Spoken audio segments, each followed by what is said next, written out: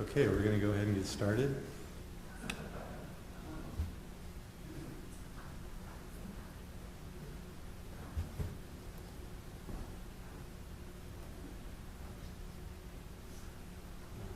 Jay, you want to lead us in invocation? And I'll do the pledge of allegiance. That's okay?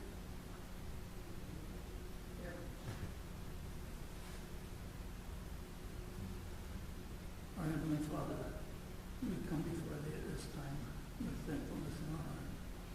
Thank You for the opportunity to live and work and be on this commission and serve the residents of our city. We ask Thee to bless the people that we serve, that they'll be benefited by our expertise and service and be able to do it well. We're thankful for all of our blessings, and these things we say humbly in the name of Jesus Christ. Amen. Please stand and join me in the pledge of allegiance.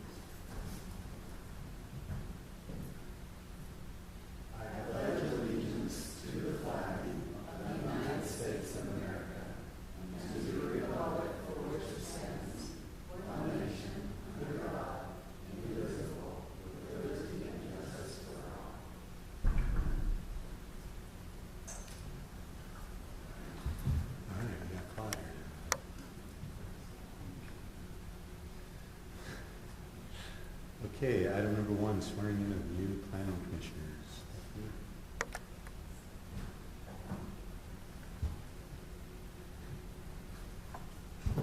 Thank you, commissioners, for letting me be here with you tonight.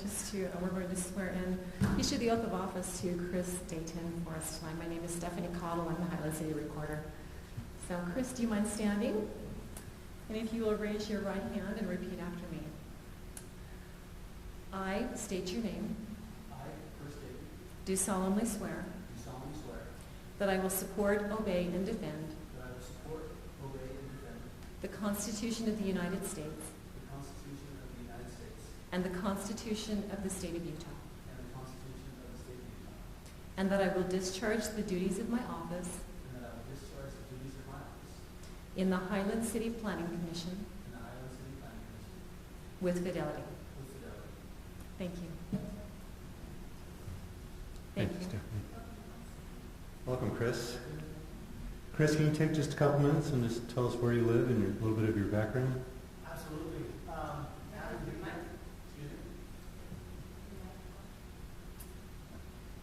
Apparently that should have been part of my training. But, no, thank you. I'm happy to be here. I'm thrilled to be here, actually. Just a few short blocks from here. Actually, it's my second stint. We lived in Highland a few years back. Took a short spell where we realized how important it was and how badly we wanted to come back to Highland. So I work for a software company and have 4 children. One's in college down in Provo. One's on a mission right now in Tennessee. I've got a daughter that's at Lone Peak and a son that gets to walk to school at Mountain Ridge. So happily married, and hopefully she is too. But thrilled to be here. Thank you. Thank you, Chris. All right, at this point in our agenda, we're going to open for public appearance for anything that was unscheduled. Anybody that wants to address the Planning Commission that's not on the agenda? No, doesn't look like it. Okay, we'll go ahead and close that hearing. And consent items. Approval of the minutes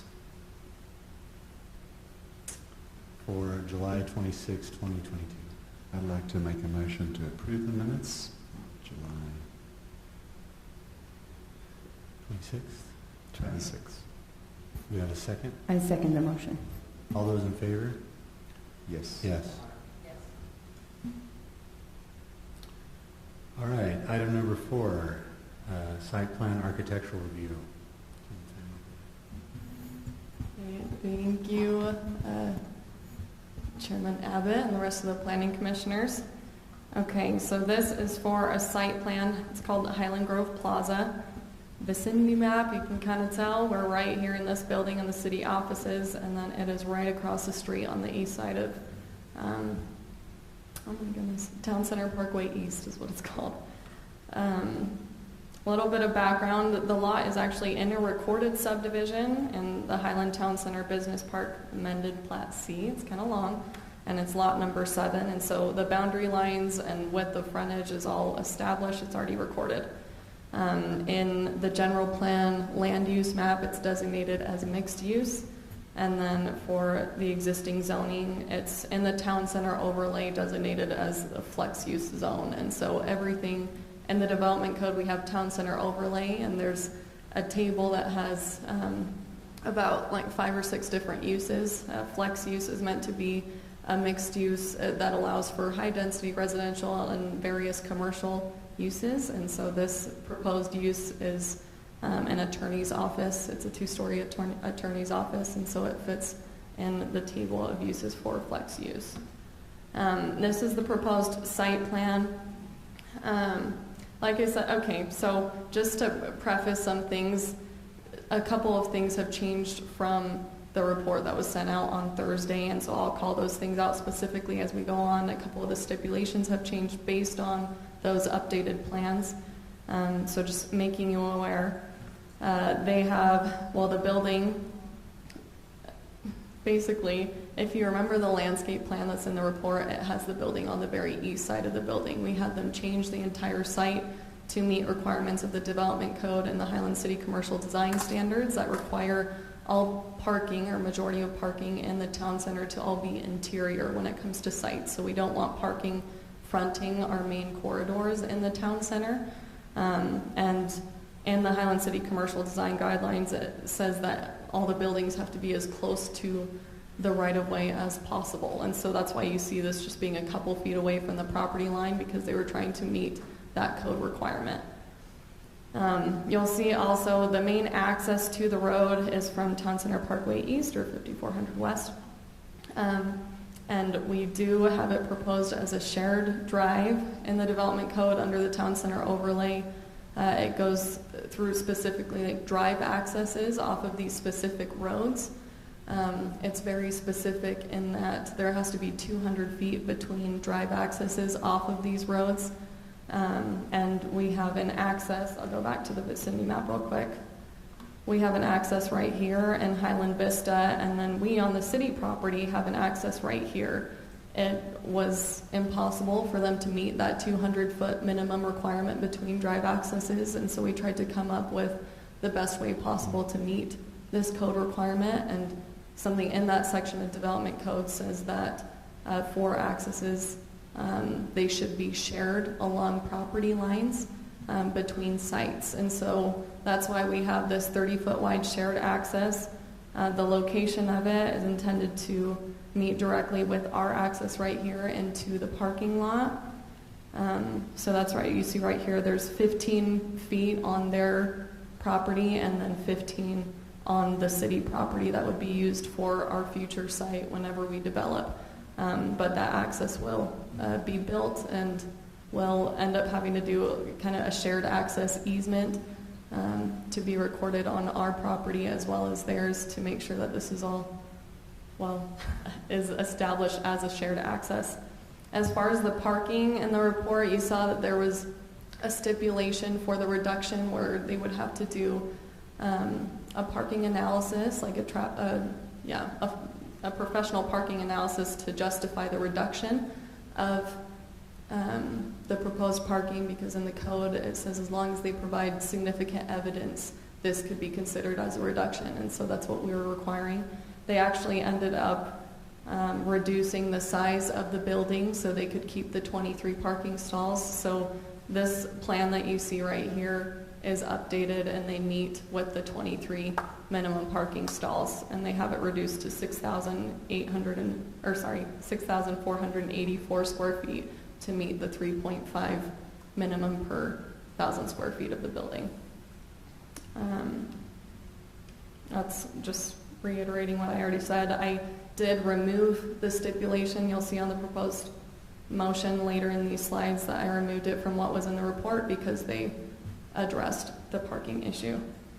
This is the landscape plan. Like I said, this is based on the old site plan. We'll make sure to have this updated, and that's also a stipulation on the approval that the landscape plan be updated to reflect the current site plan. And we'll just have that done before it goes to council. Is that updated with our talk on xeriscaping and whatnot? So Changing this does, the way it's shown now does reflect xeriscaping. They just have a bunch of trees and bushes. This is going to be privately owned, privately maintained. A big change on this is that if you walked around on the street right here, you know that they have the wider sidewalks and the tree grates. They're, by code, they're supposed to be every 30 feet. And so we're having them, this was in our last red lines, that they're having it widened to match the sidewalk and tree grates that are north of it to meet that requirement in the development code. So that will be changed as well on the landscape plan. Another thing in the report, at the time we didn't have the percentage of landscaping verified for like the total square footage because the development code requires at least 15%. And I did get a verification today on the total square footage with the updated site plan that they have 16.4. So they do meet that requirement. Yeah, and I have, okay, so I removed that 15% minimum stipulation on there as well. And then the sidewalk and tree grates is a stipulation. We'll look at that in a sec. For architectural, I just have these 4 slides that go through the different elevations. This is another thing that was updated because, like I said, they reduced the size. And so initially it was like a perfect square, and now it's more rectangular so they could fit the total width of the drive access to meet what we were asking. They have some, I'm going to go through the materials real quick. The light gray, they have stucco and then beehive brick and natural stone, and then the metal with walnut wood design. So they have like light grays, white, and brown. Another thing to clarify, in the report, it has a max height of 37 feet. With this updated, it switched to 38. The max height in the flex use zone is 50, so they're well under. And then another thing, we actually added a stipulation because with the shift of the building, the development code also requires a visible entry element on the building, and that entry element be on the side that is directly in front of the public right-of-way. So on these elevations, it actually shows the entrance element right here being shown on the east side facing the parking lot.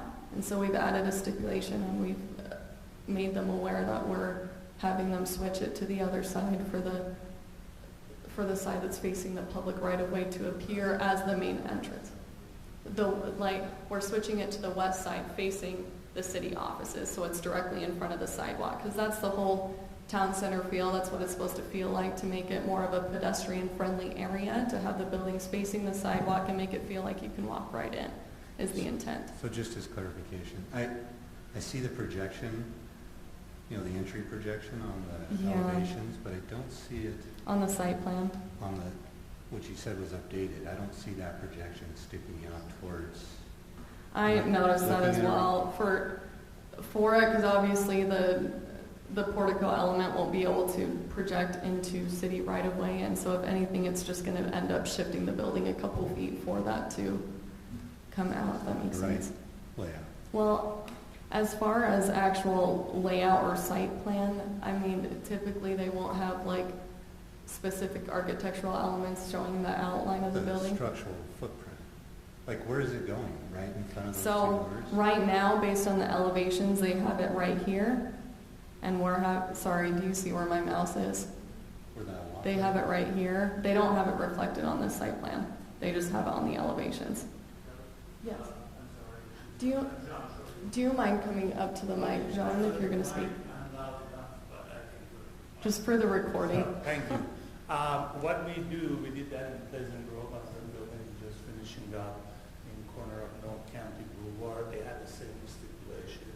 So the back of the building and the front of the building going to be identical. We will have the back side, which is going to be on the parking side, will be exactly the same look as the front side. I know the front side need to be looking as a main entry, but I don't know how much interior we will have since the parking lot is in the back. and all the attorneys and everybody else park in the back. They're not gonna go around the building and come. Yeah, but So you we're would more still- worried about the aesthetics. You would still have the entries on both I sides? have it both Yes, sides. The wood yes. shows is the It's same, just, but it's just that overhang entry element that we're exactly. requiring We'll being, make it the same.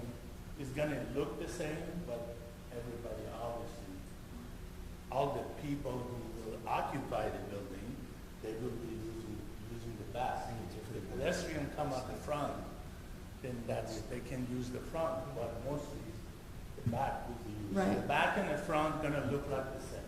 if you look at, Jean, just real quick, just because I spoke with Brandon about this portico element that extends out.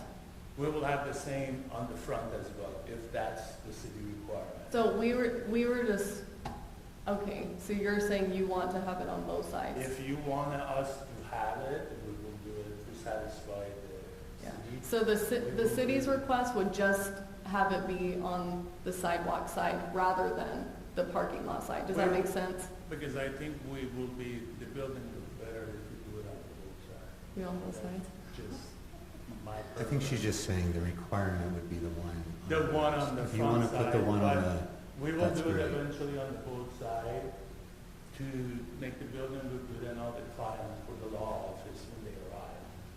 It's just gonna make the building look better for the amount of money she's investing. I think we can do that. So can you state your name for I'm the record? John Shoei. And you're with who? I'm principal broker at Remax and I'm the developer of the project.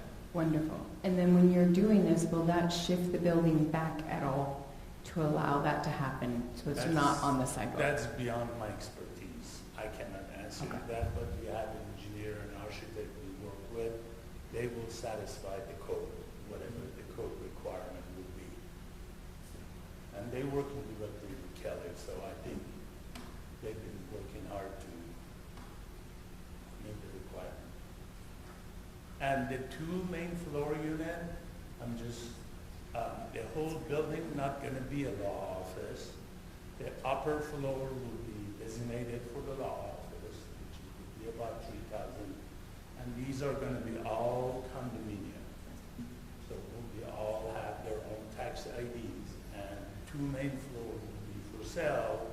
And however the plan will be, they will come and get the approval from the city. So I don't know who will be the potential buyer for the two main floor unit. But that will be based on requirement. Again, they come with their plan and you accept or reject them or tell them to do what you guys want them to do. So I don't know.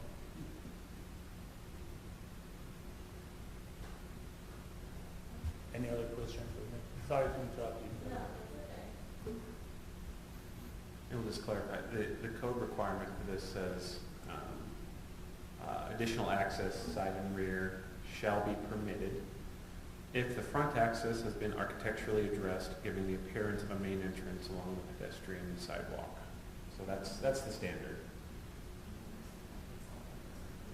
And then the entrance element, it says, there's definition, provide an architectural element according to the style, and kind of give some examples. So it says additional access, side and rear shall be permitted if the front access has been appropriately designed to give the appearance of a main entrance along the pedestrian sidewalk.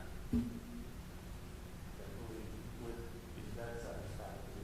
So I guess if the planning commission is okay with that portico element being on both sides, just make that clarified in the stipulation, because that's not how I worded it. And then we can move forward.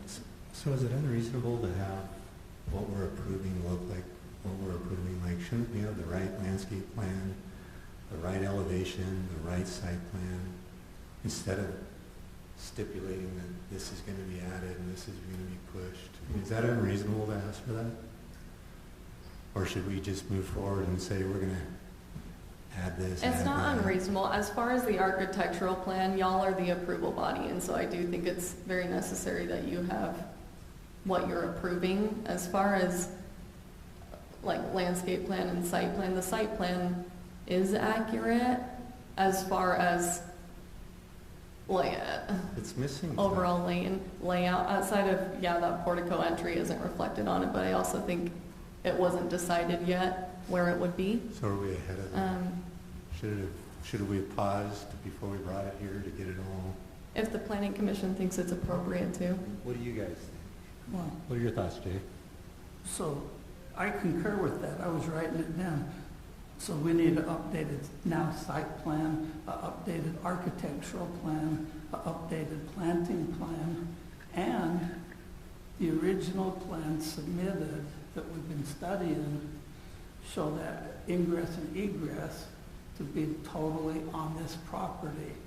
And now I see that we're scooting over 15 feet onto the Highland property, and yet, or somehow we're gonna allow that to So share. that shared access is reflected on the site plan that you see. Nothing's changing there. They did provide us the updated here. I'm just gonna go back to it real quick. And I think what she is saying is the city looked at it and it meets the requirement to do that. But we changed the plan based on the emails Kelly been working with our architect and engineer. They're going back and forth via, I don't know, hundreds of emails. I appreciate that. And they come out the closest possible to meet the parking. The only thing I'm seeing the differential we have is the point of the entry, which I can give you, and we're gonna go through the planning And the landscape. get this approved. The landscaping was done, but I have my architect who's already paid for it, and he will, not happily, but he will redesign it. So that's gonna be done on the same type of architect planning we had for the landscaping. So as far as the building goes, the building's not gonna change, and the material would be the same as what you've been presented. So I guess my point ends up being, if you look at the aerial view, there's a curb about 50 feet south right there to get into the Highland property. Okay, and so when I see the ingress road coming across on both properties,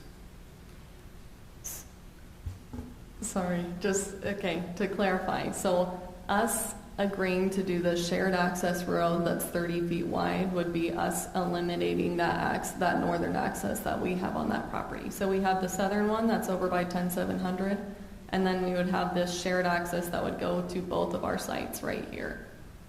I think what Jay, correct me Actually if I'm building a wrong. road for you. Yeah, I think they will be constructing that portion that's on our I think Jay property. just wants to make sure, I'm not putting words in your mouth, that by doing that, that fouls up our access on our property for what we're doing, which I don't know what we're doing.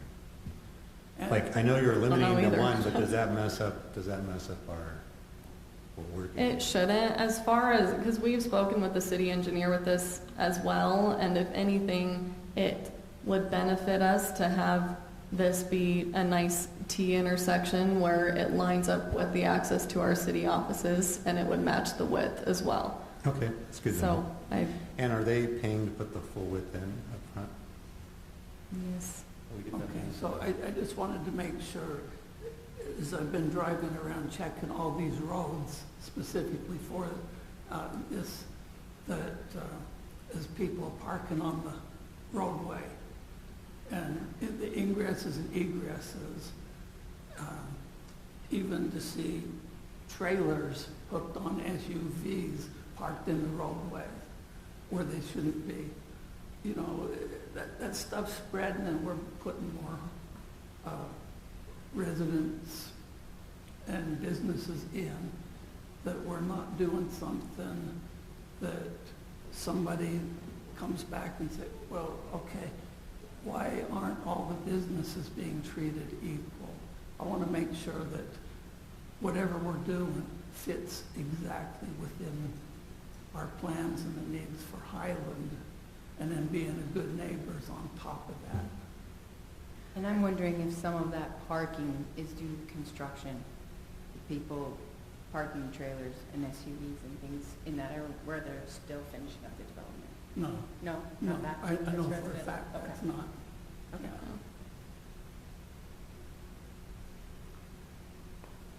So what I'm having a hard time just visualizing Mhm. is you're gonna put a pop out on the front and a pop out on the back and somehow not lose any parking. Well, Because that's gonna move the building, isn't it? It's like a little awning.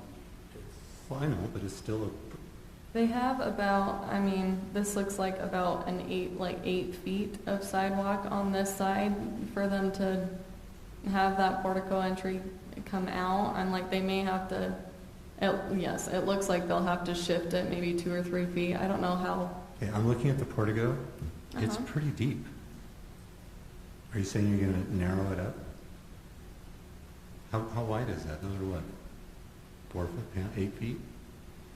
Okay, so this way is 3 feet. It's probably, I know, I don't have a dimension on it. I mean, that's at least 6, if not 8. And then you're gonna do it the same on the other side, so that's 16 feet of length. Which, a portion, you could just say that they don't have it on the east side and only have it on the west side. Unless, yeah, he's requesting it, which that was, That's what I think. that would be the planning commission's job to, if, I mean, as staff interpret the code, it would be that the main entrance appears to be the one that's facing the right of way. So I would recommend the portico entry only being on the side that's facing the right of way. So But, for the planning commission's job, it'd be nice to have something that's gonna actually be built that we can look at, to know if it's 6 feet, 8 feet, if it's pushing back, it's already been figured out before we send it to council. Yeah, how do you guys feel? I feel I don't understand how that's gonna fit in there. If they have the And if they exact just shrink it same down to one, a little bump out, I wanna know if it's just a little bump out. they may have to do a different one on the east side, a different version to indicate an entrance, but there is a footage problem, and it would shift the building, and it may adjust, change parking. how many foot we have on the east side? Yeah, I don't wanna design it 8 here. foot? Okay, I don't have a dimension there either, for here to here, you mean? you guys have How any about more? on the west side? So if we don't want to do the east side, we don't have to have it. We just leave it the way it is and we just build it on the other side. 1 second, let me blow it up real quick. We can't go with it 3 or 4 foot without. Okay, I don't wanna turn the meeting into a design meeting. Do you guys have any more questions for the candidate? Okay, let's open it. Thank you. Appreciate that. So this is not a public hearing, by the way. I'll just- Right. Can I open it up for public hearing and then go into discussion? No public hearing. No public hearing? No public hearing. Okay, so Yeah. having him sit down is not right. What do you mean? Okay. If we need you, we know where you're sitting. All right, why don't we start on this end too? Chris? So for me, I love this. I love the idea of doing it, and we want you to move ahead as quickly as possible. What I'm not too keen on is, as I've reviewed this, it doesn't match. So the landscape plan is flipped the other way around, and I know that that's a trivial thing, but I would just prefer it that whatever we get here at Planning Commission is actually what we're approving. So as much as I'd love this to go ahead, I'm not a fan of moving ahead with something where we got 20 sort of winging it on the fly type of things. I would prefer it if it was designed, presented, we approve it, and we move on. But please don't take that as objection. We love it. It's just, I don't like this notion of we have a floating building and we just sort of hope that it's going to eventually land somewhere that we like eventually. Just a sec, can we finish let's finish our discussion first. I can answer him. Okay. I kind of feel the same way. I want to have what it really will look like. Because having some experience in this, sometimes it comes out very different than what they thought they said and what we thought they were going to do. So I want to have it in front of me. Audrey? What do you think? same page as far as knowing that if they're doing the main entrance on the east side, the building's gonna be shifted, that's gonna change their sidewalk. I just want to not be the one writing all the stipulations for them for their thing and indicate the stipulations and have it presented. Jay?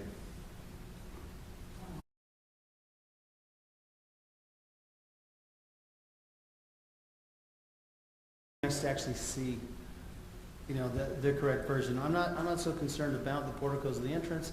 Maybe it doesn't need a column. Maybe it can be done with, you know, an awning or something, but I think it should be easily satisfied. But however, if it's not, right, if it becomes a big piece and it shifts the building, then it's going to affect parking and other things like that. So it would be nice to see what they propose, vote on what it's actually going to look like. And I think I'm on the same page as everybody. The only thing I would add maybe, just for staff, just on a go forward, let's not present, I'm not saying you did anything wrong, because we probably have been just kind of loosey-goosing it a little bit. Let's just get it all nailed down before it comes to the planning commission so that we don't have to do so much. This is going to be, I mean, it's not just one thing. Like, think if it was one thing. Like, I probably could have dealt with the flipped landscape, but then there's this and the building. You know, it just was too much. It'd be nice to just clean it up, put it together, and then that way when we approve it, it goes to council. They're seeing what we saw, not wondering what we said or interpreting what we said, and know if it fits. You guys might get into it and say, wow, you know what, this doesn't fit, and now it needs to be these little slivers that stick out to meet the requirement, not an actual walk-in. Because that, I think if you go measure that, that's going to be probably 8 feet. Yeah. I completely agree, and I apologize for that. I do want to be transparent. We pushed this on because we, as staff, with our consulting and our staff changes, gave them comments about 2 or 3 weeks late, and took about a month and a half on getting them their first round of comments because of everything going on. And so with that, because us being late, we were trying to be accommodating and help them get their things reviewed by planning commission and council in a timely manner. But moving forward, we'll make sure that we do have as up-to-date plans as possible with the report. And I'll tell you, just so it's not, I love the plan. I think it looks great. I like the building. I like the layout. Everything I think was put together. This would have been a slam dunk. I'm just still concerned about how that fits on there with that projection. Because you guys are making it sound like we're just going to patch it on, and I don't think you can just patch it on. Especially if I were you, I'd want it on both sides, because the guys are walking in, they're going to want the cover. You know, you don't want to look like you're coming in the back door of a building of an attorney office. And so by the time you add those two, maybe the front one gets smaller since it won't be heavily used, so the back one can be a little bigger. And then that way we don't lose the parking stalls. But it sounds like it's a And thank you. It sounds like you guys did a lot of work emailing, trying to hustle and get this through. So no critiquing. We know the city's under a lot of change. Thank you for all your efforts. Yeah, I'll tell you my 2 cents worth. If, and I don't even know what this is, if attachment 3 had some sort of yardage or well, not meters, but in feet, describing the building footprint so that we knew that the building was going to kind of stay intact and that the parking stalls are going to stay intact, I would be actually okay with winging it on this one just because I like it so much. But there's nothing here that really indicates the building is going to be this many feet wide and this long. I think if we did a written thing, it would say you need to add the front portico. Back portico is up to him. I don't think it's a requirement. Then it'd be up to staff to make sure it all fit in with parking. That's what it sounds like. Is that right?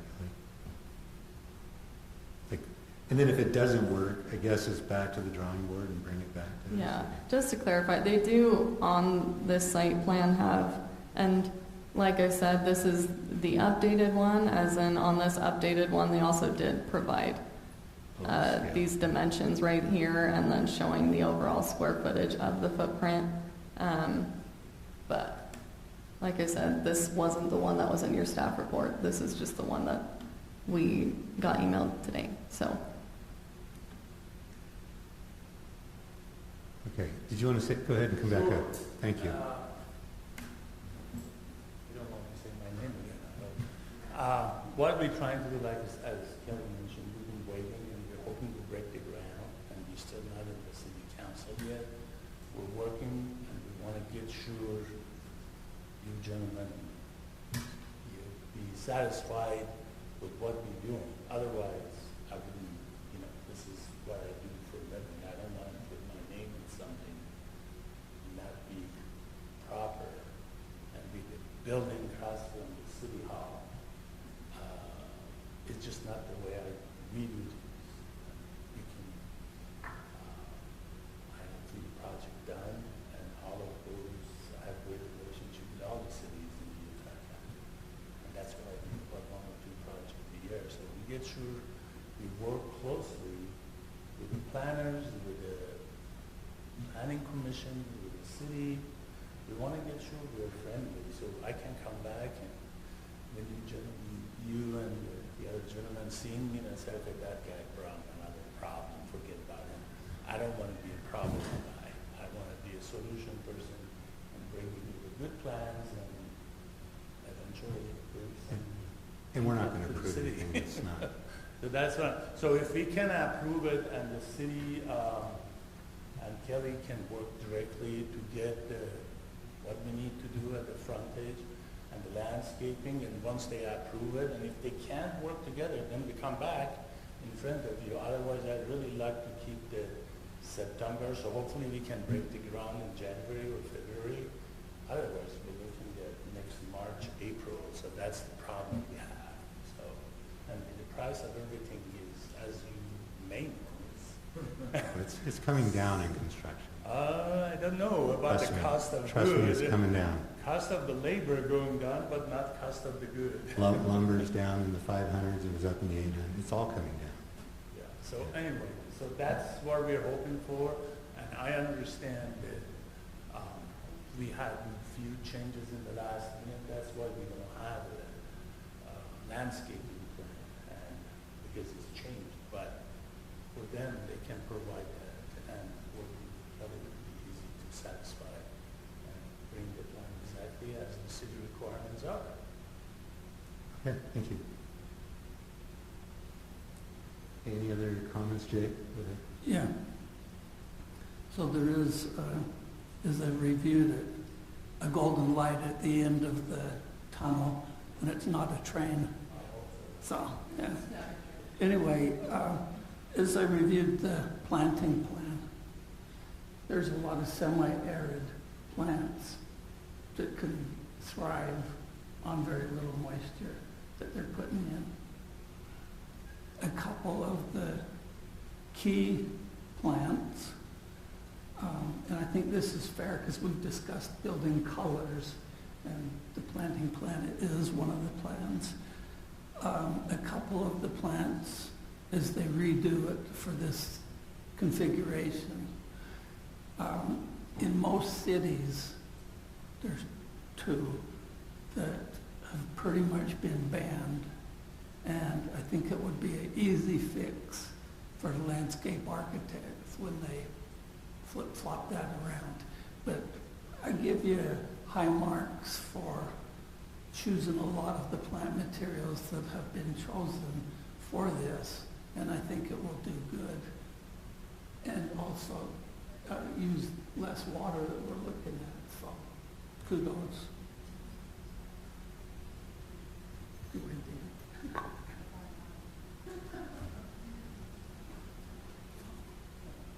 All right, any other comments, discussion?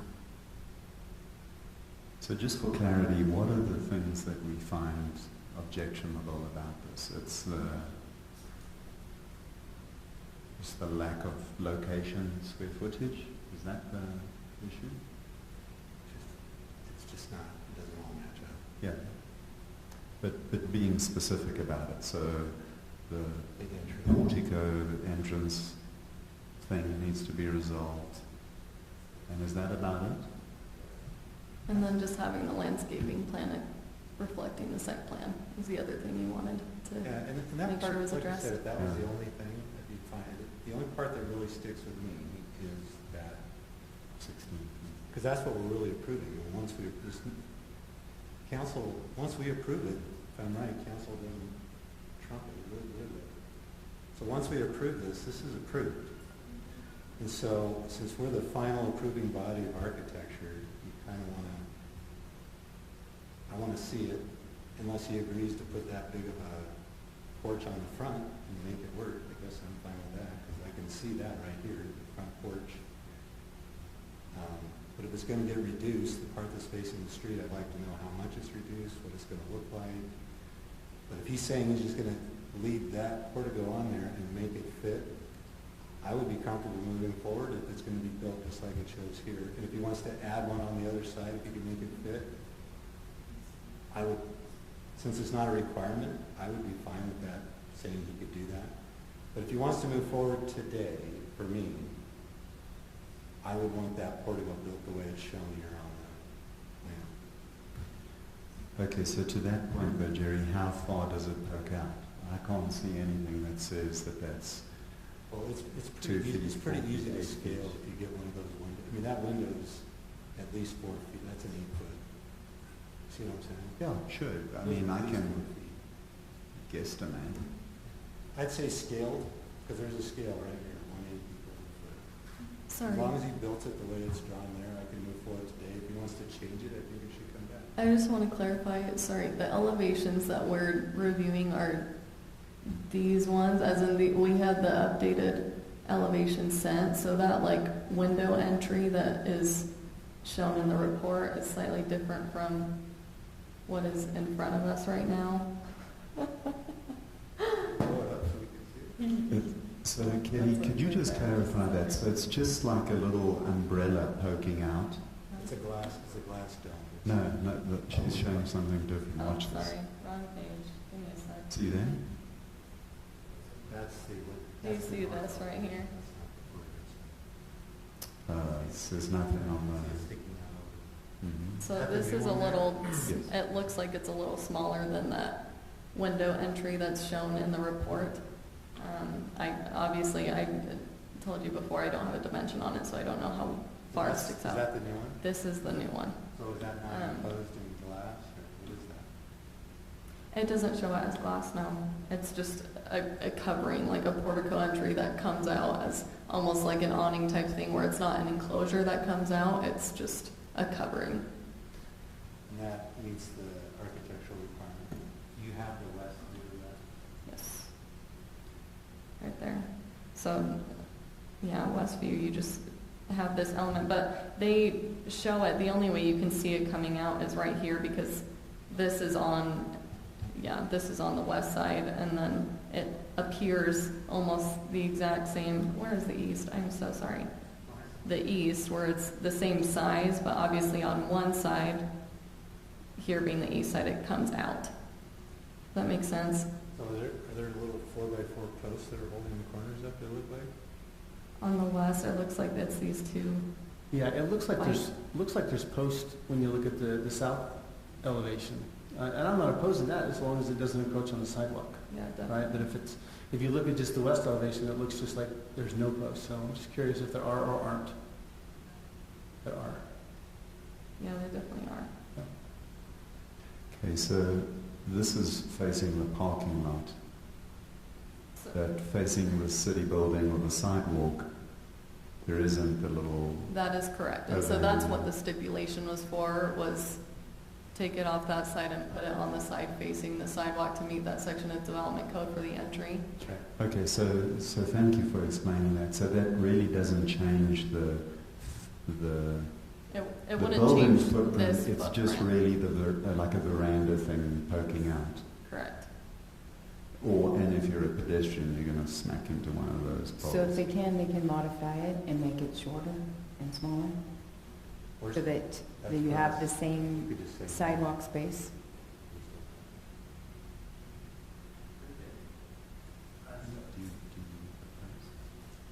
I think that's what the architect, you make it work the way his approval will come.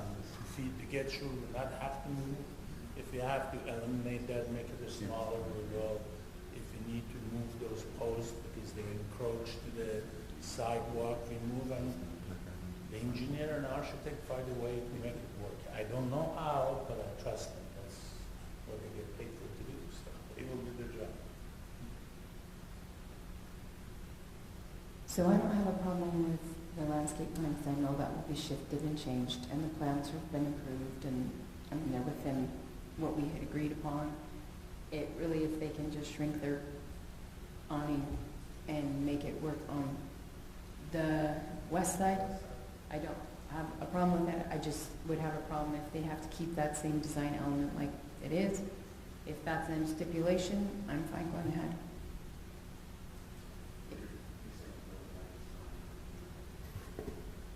Building like it's showing on the new elevation today, and they shrink that entrance to make it work, so those posts are not encroached on the sidewalk, which will make it very small.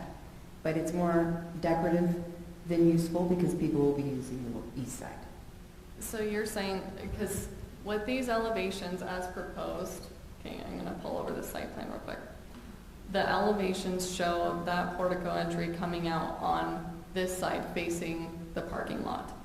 And so what you're saying is you're okay with them, like that stipulation of them switching it to this side, but making it smaller so that it doesn't hang over into the right of way. They've said they already are going to do it on that, keep it on the parking lot side, because they want that for their building, so that's fine. So if they can just shrink and make a decorative version of it on the sidewalk facing the building, The west side. I don't have a problem with it. The building won't need to be shifted to keep the same But we square don't want- footage and but all do you- that. We don't want it too small to where it's not actually, what's the element. requirement? Right. So, so the requirement is just says, every building shall provide an architectural element over each entrance, and I'm going to incorporate one of the following. This says pediment, portico, stoop, arcade. So, it's just a name of the design. It doesn't say, X feet deep or anything. But one of them's not an awning, because that's an awning. No. If there's no post, it's an awning, so awning Maybe doesn't the count. portico is the kind of sticking out with the post going down. So it has to come, so it can't just stick out. That's an awning. It has to come down somehow. So if it gets too short, those posts are gonna be kind of, because you can push the building back. Maybe go on the back side, so that we get the front part of it. Like, I'm not opposed to what he's showing right there. As long as he can fit it on the site plan and meet the requirements. And you guys are good with the landscape, because you know it's gonna be cool. Because we're seeing exactly what we're doing. If we approve that, if he wants to add on the back, it doesn't matter, he can do that. But the requirement is that that on the front stays there. And I think it's small enough that you can make it work. But that's on the east side. I know, it's good. She's already switched. What does that mean in English, though, in terms of does the 10-foot sidewalk remain intact? Yeah, the post can't go into that block. Yeah, the post wouldn't be able to go into the right of way, Okay. because that wide sidewalk is city right of way. All right, and as long as the parking stalls don't suddenly become like little tiny, Or whatever. yeah.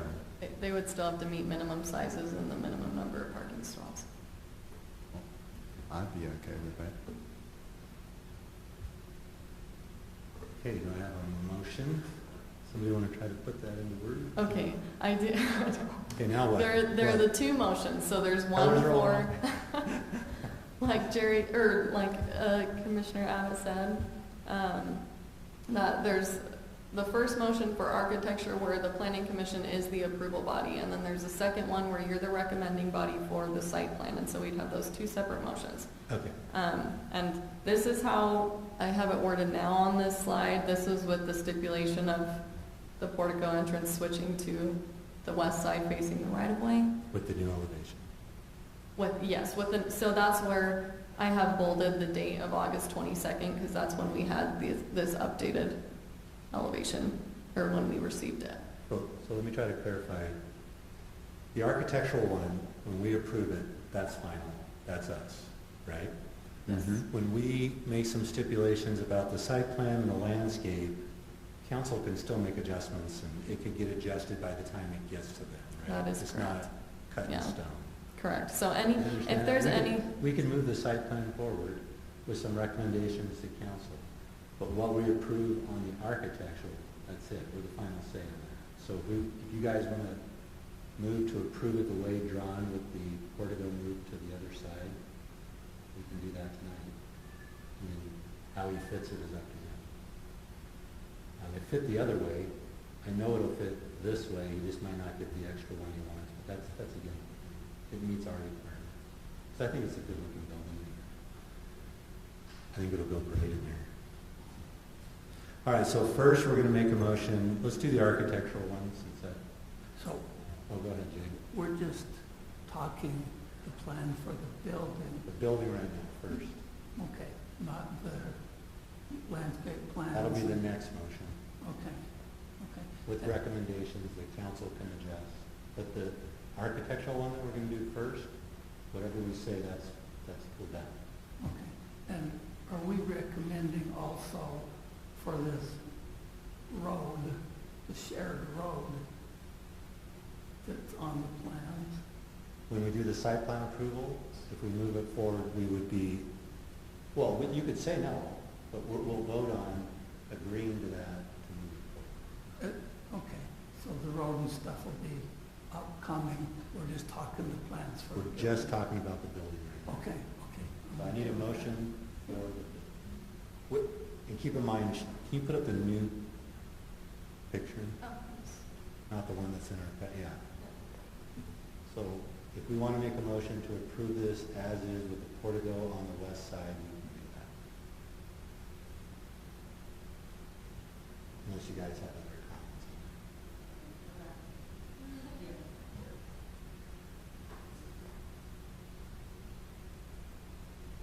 So I move that the planning commission accept the findings and approve the architectural plans for the Highland Grove Plaza, subject to the 3 stipulations and with the west-facing entrance being adjusted. I'll second the motion just to clarify that it's the 22nd of August material, not the stuff that we currently have. Is that okay, Heather, or do we need to? Oh, that's good. Okay, Chris, do you agree? Yes. Claude? Yes. I agree. Jay? Yes, Audrey? Yes. Christopher? Yes. And I'm a yes. Okay, Jay, now we're on to the site plan. In the site plan, whatever we approve is recommendations to city council. So if we recommend maybe not to do the joint entry, which I'm acceptable of, council can still agree to do it. We just need a motion on, and it sounds like we want to make sure the landscape plan gets reversed before it gets to council. Sounds like they're using good plants. They've met the parking requirements. What else? And then there's that joint entrance that we're recommending, yes or no. yeah, and then there's the widened sidewalk and the tree grates. Just to clarify that they have to out in front. extend it. Okay, okay.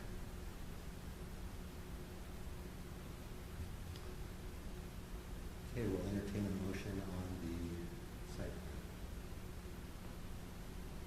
Are we going to do any discussion on the site I plan? thought we already, go ahead. Did you want to say something on Let's open it up for Yeah. discussion. it? Okay, go ahead. okay, since we got the original stuff for this property, I've been going around, like I said, looking at parking on roads. And more and more and more, we're getting more individuals parking along the businesses and along everything. To the point that people across the street are having a hard time getting in their own property. And so I'm just wondering about this shared access. And then when you look at the plans here, it looks like in addition to,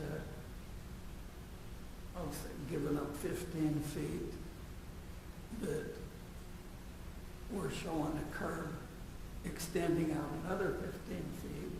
So in essence, aren't we just encouraging people to park up against the curb on that private property so that we can use Highlands feet road for ingress and egress? You know, even if they build it at their expense, but on property that we own right now. But did the additional 15 feet that came onto our property provide more parking on his property? Wasn't that the, I mean, No. if you pushed it all on his property, the parking, where would you put it? Exactly. I know. That's why Well, I we mean, ran into that by issue where it's doing- like there's by no doing room that, for it. It helped get more parking off of the street and into the back. Correct. I think, well, I think what Commissioner Roundy is concerned about is people parking in this shared access. I'm like, if the Actually, commission, north of that along the curb, because you- they can swing out into our property. oh, said- you're he said- saying onto the city property, like going onto our dirt off of the asphalt. Is that what you're saying? Mhm. Oh. No, he's just saying, when you- because they don't have a 30, we don't have a 30, there's more street parking. But we can control street parking if we ever wanted to say no street parking. That's true. And we could restrict anyone using this access, at least on Highland side, if it's on our property, we can kind of do whatever we want there and make sure that access is clear, and it has to remain clear, because that is the, you know, it's a fire access to the back portion there, and they don't want anyone parking along their access to block people being able to access those parking spots in the back. So, and we can enforce that. So just my 2 cents, Jay, something to think about. By having joint accesses, we have less driveway approaches, which means less cars crossing that sidewalk, areas to cross the sidewalk, and more scenic stuff. So if you're walking down the road and you're walking by a 30 and then a 30, I think it would be nicer to walk by 130 and have a building and landscape or park strip, because where there's no approach, there's going to be trees and a park strip and sidewalk. And if I'm walking, I got to wait for a car to come into the Highland line, and I go to another island, I got to wait for a car to come into the Attorney line, instead of all the cars coming into, kind of putting them into one location. So I kind of like whenever we can share driveways to have less crossings on our pedestrian sidewalk and put the parking, using that space for more parking stalls to get them off the road, because I understand what you're saying, get them off the road. So that might be something to think about too, like where this could help. Not just the fact that, you know, they're paying for the additional entrance. I think it's planning wise, it's probably better to have less driveway crossing that sidewalk. I like it for emergency too. Emergency vehicles getting out. It lines up with the cities for the longer, for fire trucks and things like that. The fact that you do have that road aligning is just improvement in all that stuff. And that's another good thing with that, really.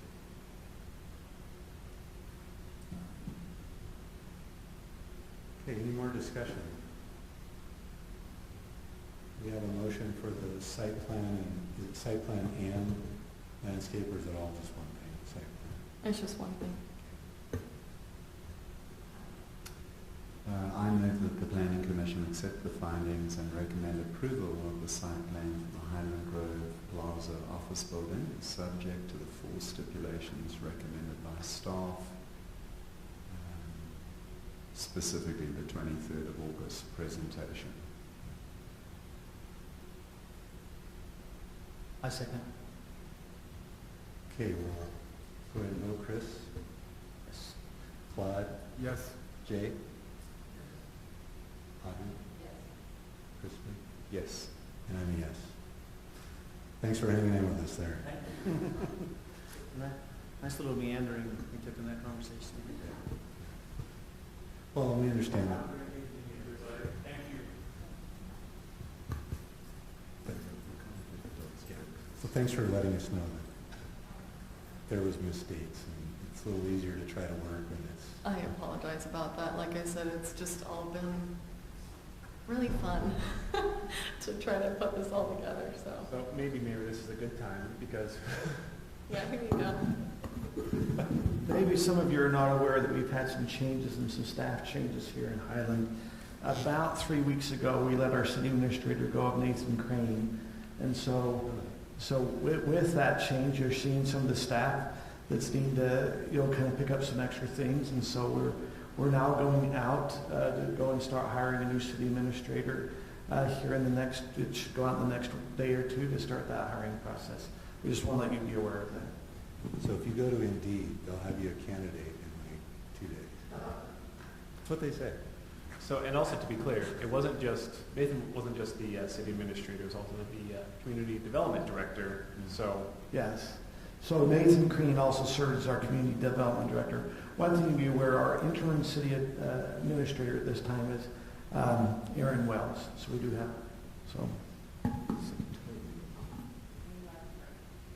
Okay, thank you. All right. Let's see where we're at. Okay, now it's forward. No, I've been waiting for this. All right, now we're going to move on to public hearing, general plan amendment, moderate income housing. Okay, thank you, Chairman Abbott and the It's rest of also the planning considered commissioners. affordable housing. Are they changing it now to moderate income? Moderate income housing, that's the terminology. Yes. Okay. A little bit of background as far as the moderate income housing element in Highland. In 2008, that's the last time we did a comprehensive general plan update, so that's the entirety of the general plan, and included in that was a moderate income housing element. In 2018, House Bill 259, the state legislature established specific moderate income housing strategies that municipalities in Utah have to have adopted into their general plan. And so in 2019, there was a general plan amendment that made those strategies specific to meeting those requirements in that House bill.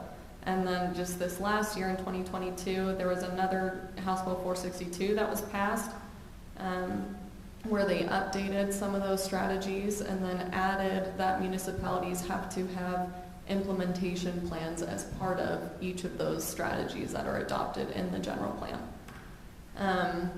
Some prior council direction on the 16th, so just a week ago, we brought this to council as a discussion item to kind of get their opinions as to if there were specific strategies that they were interested in or any changes that they wanted to make, or also possible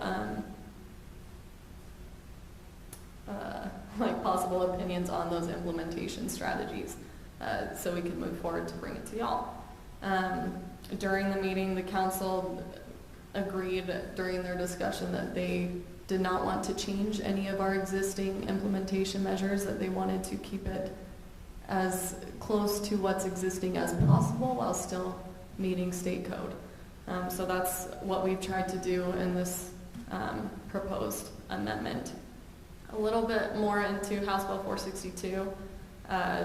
There's a total of 24 strategies. They made it very clear that every municipality has to have at least 3. And then if the city has 5, they can be eligible for specific funding. It mainly has to do with like transportation funding or ARPA funds.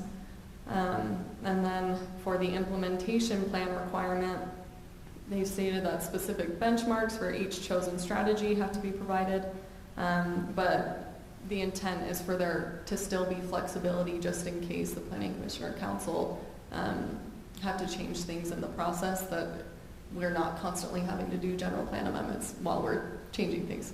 And there's also, by Utah League of Cities and Towns, they provided a really nice help sheet essentially for House Bill 462, and they said for this implementation plan that the goal is to set out a clear course of achievable, measurable actions that can be taken within a given time period. And so they are wanting us to give some sort of specific time period for each of these implementation measures, so that's what we tried to do in these proposed amendments. This is small, and I apologize, but just so you kind of get the gist, these are our existing implementation measures in the moderate income housing element. I did attach the entire element in the staff report if you wanted to look further into it. These bolded letters are just saying what each of our existing measures are associated with in the state's requirements, how they have the list of 24, it's just by letters. And so this is what we as staff were looking at these, making sure, okay, we associate with this one, we've met this one, we've met this one. That's what that means. So these are the proposed timelines for each of them. I kind of summarized our implementation measures. And so our implementation measure having to do with senior housing, as far as the timeline, a possible timeline, we said within the next 5 years, the city would update the development code to add regulations for an age-restricted senior housing residential zone. And so that could look like a lot of different things. It could be creating a new senior zone, or in our planned development district zone that we already have, we could add specific regulations where there's an option for them to do an age-restricted element, and if they do, they don't have to have a commercial element, that sort of thing. It's something that Can still... I ask something? Yes. So with the fact that we have only like 2 or 3 areas that are still being developed, don't we need to decide before 5 years, since everyone's getting moving on developing those last few areas? So that's, well, okay, that's the next portion of my timeline, being like, within the next 10 years, if these last large undeveloped properties, which I'm sure y'all are aware where they are, if they are proposed to be developed, that the city would review the properties for potential senior housing projects. That doesn't tie us down or tie the planning commission or council down to say these have to be senior housing projects, but it's just saying that our intent is to look at them as being possible senior housing projects, if that makes sense. So let's just take the Longhorn property. Yes. So are you saying rezoning that is one of the plans, or are we just talking about implementing this in places that are already zoned for mixed use? The intent would be to rezone. That's what I'm like I said, these are just goals. You're welcome to change them if you'd like. As you know, the Longhorn property is currently all low-density residential. We already have areas we've designated, and we're saying in those already designated areas, we're going to be more lenient on senior housing. Which I think that's the point. In those, It doesn't come right out and say here, implementation is going to be rezoning existing properties. no, I think just the point of all of our designated mixed-use areas are either developed or are being developed right now. And so obviously there's no So we've met more the requirement. places. That's what council thinks too. We've met So, the requirement. Bingo. which, That's what I was asking. As far as the state legislature, they're always wanting us to continue to come up with new ideas to continue meeting these goals. So, Because those are privately owned, they've already sent in their plans, we have already, so there's not a lot legally that can be done to change zoning in a in these project that's mixed-use already areas, yeah, no. Yeah. So this would be just large chunks of land that, planning-wise, we could think of doing different zoning for. This is the first step in taking things like the Longhorn Ranch and rezoning those to high density. Because the reasoning will be, well, our other high density stuff's already been, well, that was the plan anyways. It's been done. That was the plan a long time ago. And now this less dense stuff is going to come. We don't just cram everything in at the last minute and ruin our city. Right? Flagstaff, we couldn't get anything less than a 7,000, 10,000 square foot lot. Now I can't get anything over not even a quarter of an acre because they're cramming everything in on the last piece, and it ruined the whole town, which was what it would do to Highland.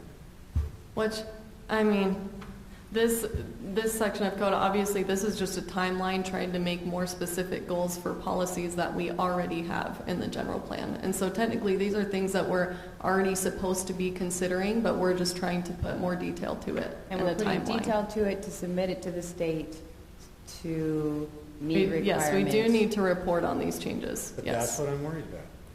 We're not being clear on what we're stating. You guys are going to make the state think that we're going to rezone areas we don't want to rezone. We need to tell the state exactly what we're doing. Here's our multifamily. We're going to allow for X and this to happen, But if you start telling the state Longhorn Ranch is going to be high density, tight density, they're going to expect it. Which, And if you're going to do that, if we're going to do that, council needs to be very clear to the public, our intent is to rezone property. Not, these are our goals. Because when I read this, it looks like you're talking about the already zoned areas that are for that. It doesn't say in here, we're going to create additional multifamily zoned areas. But you're telling me that is the intent, and it doesn't say that here. So if you're going to do that, or recommend that to us, it needs to say, we are going to create more high-density areas to provide this. Because this is just saying, this is what we're going to do on our already zoned I mean, I tried to am I the only one word it reading as like that? generally as I could without feeling like we were being tied down to rezoning something. And so this is it's trying to be citywide. We can potentially look at senior housing options. That was the intent of it. I'm not trying to say we have to rezone this area, and I don't think the state would expect that either by this wording. But if council's thought is we have no intention of rezoning that, we shouldn't indicate that we might.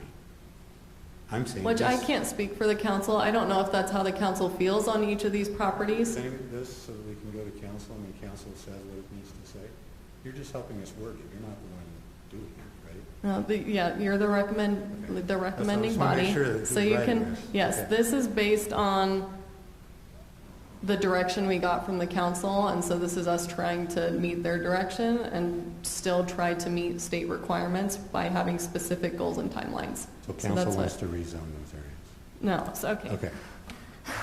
I'm gonna go back. You just said you tried to write this based on what council told you, and what you're telling me is council wants to rezone these properties. None of the goals of the plan have changed. No. The already existing policies and goals for moderate income housing, which is in the general plan, are not being tweaked. This is saying, when are we going to do something about that? So Or I look totally at it. agree with what we all came up with. These items, I told, like ADUs, implementation, I agree with all of these in the zones that are already been planned by us.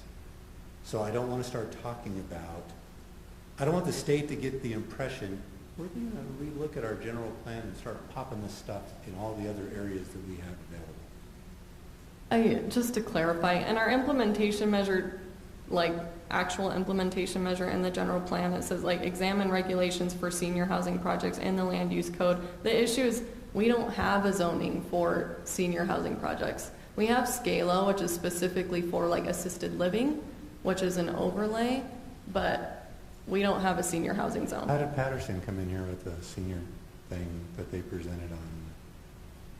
They were wanting, to my understanding, it was just them presenting an overall concept plan Bit and of a proof. feeling it out. Yeah. So there is a way to get it in there. Through PD, because they were having a bunch of commercial on the south end, and so they would have been meeting plan development requirements. So through the PD, we have a method to put in senior housing currently in place. If there's commercial. I think that's the issue, or, well, the other thing is age-restricted housing, to be able to say you have to restrict it. Because if you remember, like in Ridgeview, we have age-targeted housing, but it's not age-restricted. And so we're trying to come up with a way, okay, we're approving a zone where an area has to be age-restricted, rather than just... Age-restricted, a moderate income? Well, I mean, the senior housing is something that's in their strategies, so they're considering it. So we And might And as it's well. part of that for the decrease of parking and traffic coming in and out and all that, right? And I'll say, if you disagree with how we phrase this, obviously we could have the implementation measures already written in the general plan, the plan and timeline, which is what we're trying to nail down. You can totally rewrite what has been proposed. You could say, we don't know how the state's going to handle cities doing this. We just don't know, because this is a current year legislation that we're trying to do. You could say implementation timeline already done. So let me just, let me rewind what we just did. Yeah. I agree with how you worded this. I then asked the question, is it the intent to rezone things like the Longhorn? And your answer was yes. That is not written in here. And so I was trying to be clear.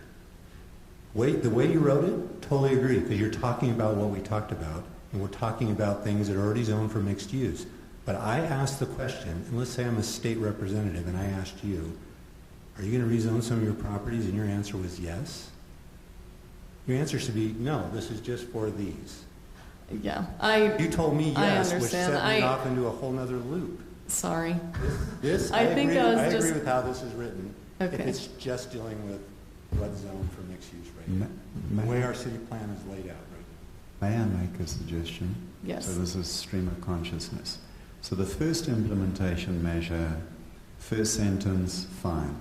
Timeline, within the next 5 years, the city will update the development code to add regulations for age-restricted senior housing residential zone, and then the wording will be within the town centre or blah, blah, blah, whatever. Yeah, but I would make it something specific, like the reason why we have this patch is for stuff like that. The next sentence puts me, I personally am just totally opposed to this next sentence that says last large undeveloped properties in Highland are proposed to be developed. The city will review the properties for potential. I am not a fan of that at all, because that's where you open the tent to allow the camel to stick its nose in. But that's my 2 cents worth. Other people, and there are some folks on the city council that love the idea of putting in, rabbit hutches on the hill and all that stuff. So it's just a personal preference. It's not right or wrong. So part of that recommendation, if that were to be included in the motion, you could be just eliminate that second sentence and then.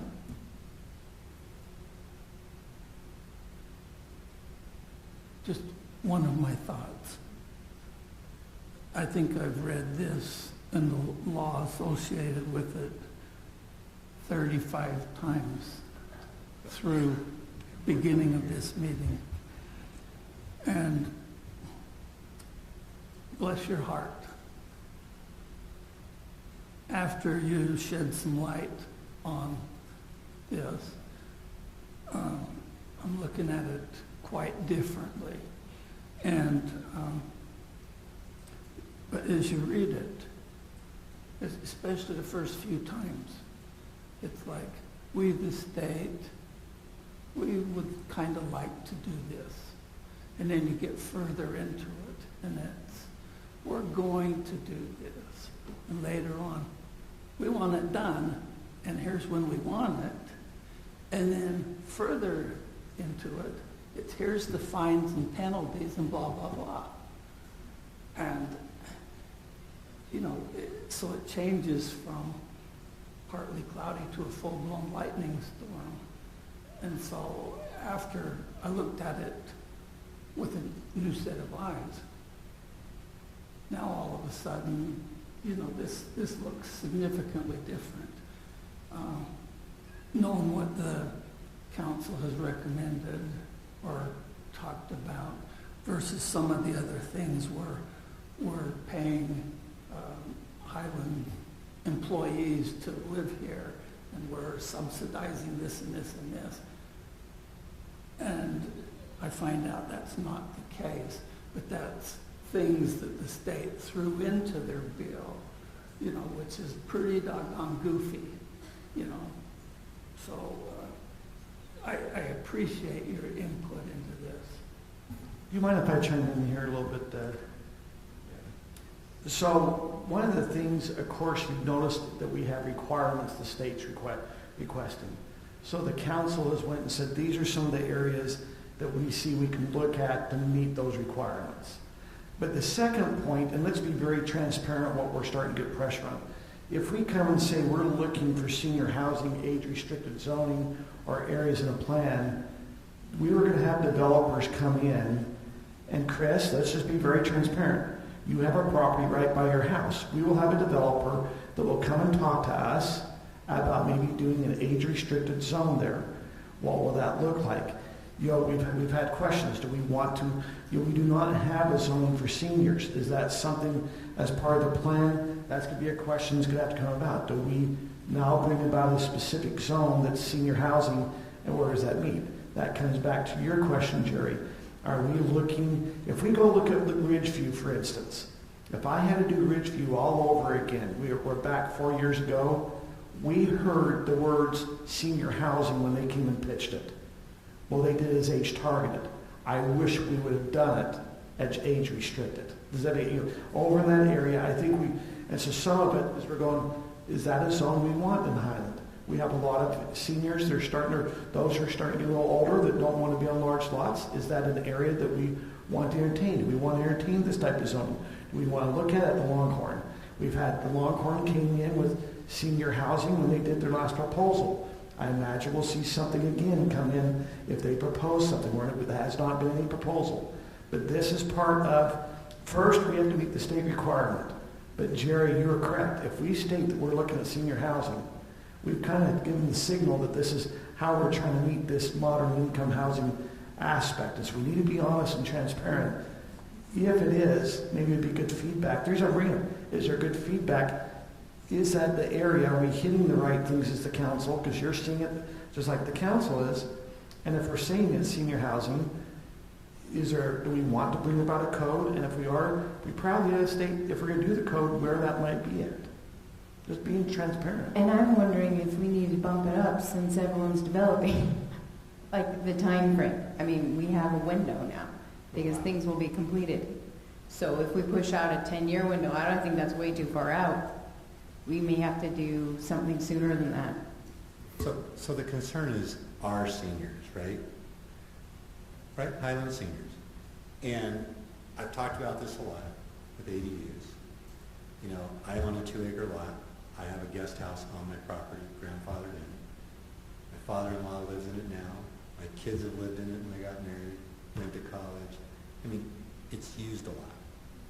And in Flagstaff, we do ADUs, and that has become senior housing. They call them granny flats there because seniors move into those and rent the house out for their supplement their income. So if I own this big property in Bull River, or your property, for example, and he wants to start traveling, he can build an ADU. You restrict the size, because I know what people are concerned about. You know, you limit them to 1,500 square feet. Off-street parking has to, one of the 2 properties have to be rented by the owner of the property. And Chris can move into that, rent to a family, the house, travel, and still have his thing there. But we have this, and I see that because I still get people, I just had somebody 2 days ago buying Hanson's house, couple. They wanted in-law quarters, and I said, well, you have to have this certain size, attached thing go all the way to the house, and then it falls. We'll eliminate the attachment part. Let them build the ADU. We allow these huge buildings, like Peck's building, right, to go on these properties, but we don't allow a little 1,500 square foot guest house, ADU, granny flat, whatever you want to call it. We're allowing basement apartments. What's wrong? I don't understand why. Like, that's something you could tie senior housing to. You could legitimately say, that's us approaching senior housing, because these seniors don't have to leave their properties. You only allow it on half-acre lots or 1-acre lots. Certain sizes you can do studios where if it's a half-acre lot, it can only be 1,000 square feet. In Flagstaff, the max is 800 square feet, period. And they're on probably 80% of the properties I sell, and they're all seniors. And they rent the house out for income. So what you're proposing is to fulfill this senior requirement, possibly allowing detached ADUs? Absolutely allowing it, not just for senior housing, but just for additional in general housing. So that my kids don't have to leave. They could live in that house. That house has a kitchen. I mean, mine was grandfathered. If you want to see it actually implemented, I have a totally separate house, totally separate parking. It looks great. It's 1,000 total square feet.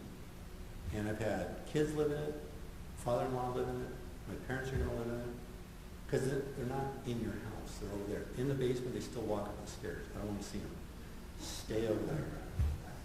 And so, and I get asked a ton, and like I said just last week, the people looking at the Hanson's house, we want to build a detached garage with a little apartment on top for a mother-in-law. No, we don't do that because we hate seniors. We don't want your in-laws living here. They want them in the house where the mom and the mom could fight each other, right? So I'm all about rewording the ADU part to include the senior part. Because it does address a lot of the people moving, like including the Hansons, they can't take care of the property. So from what my read is of what this says regarding what Jerry is saying, this seems to encourage one-room apartments, I call them tough sheds, one-room tough sheds that you could rent out along with your basement. And I thought, jeepers, is this going to be tough shed heaven? But I'm not sure now. It might be something that the state has in their laws, not what we're asking for. It does say, mortgage assistance and to, try to adjust this and that and the other as we go on. And it leaves it a little unclear, of what they're trying to accomplish. It does say in numerous places to increase density, and be flexible. And that led to the email that I sent, which was,